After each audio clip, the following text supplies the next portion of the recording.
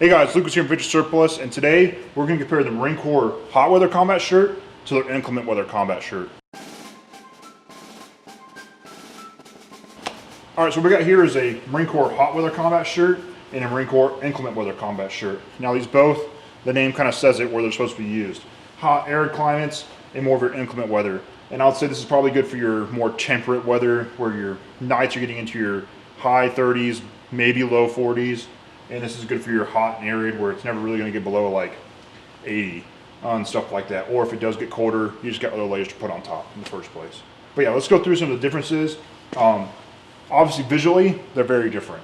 You can see in the hot weather, the shirt body is definitely a shirt body. It's definitely thinner, definitely going to be more breathable, and just going to wick moisture and dry faster. Whereas in the inclement weather one, it's a heavier duty shirt. It's still full-way stretch, and this is going to breathe, it's going to dry, but it's definitely thicker for that colder kind of inclement weather use.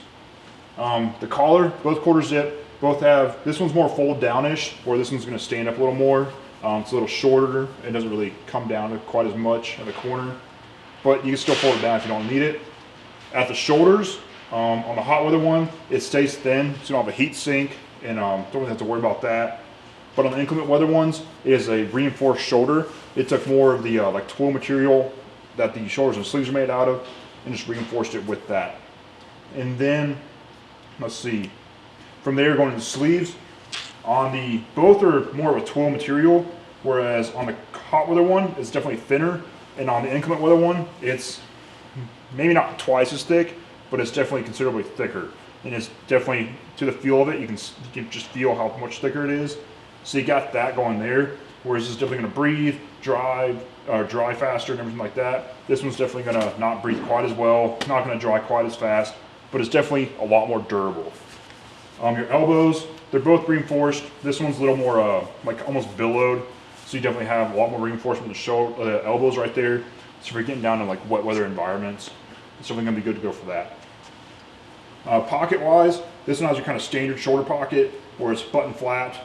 You got your tab for IR tabs, whereas this one's got a zipper on there, and you still got your hook and loop field for an IR tab.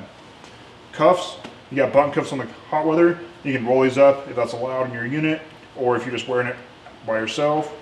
And then inclement weather, it's an elastic cuff with a thumb hole, so that way in colder environments you can have that extra insulation. That layer goes down a little further. Overall, well, they're both fog system too, so they're both flame resistant, so you got that going too. But overall, they're definitely different. They got their ups, got their downs.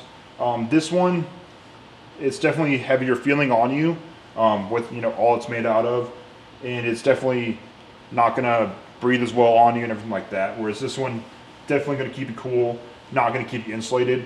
Whereas this one, not gonna keep you quite as cool, but it's gonna insulate you very well.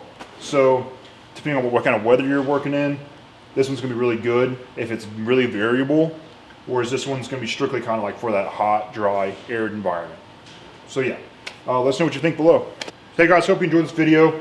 These combat shirts definitely have different uses and different applications for wear and everything like that, and definitely have their ups and downs. If you're in like the temperate weather kind of range, you can definitely wear both. I would say they definitely have their places though. This is more of that bad cold weather situation, where this is definitely going to stand out in the hot, arid weather, and you wouldn't want to wear one of them and the other and the other and the other, whatever. So definitely have their place. Having one of each is probably a good idea.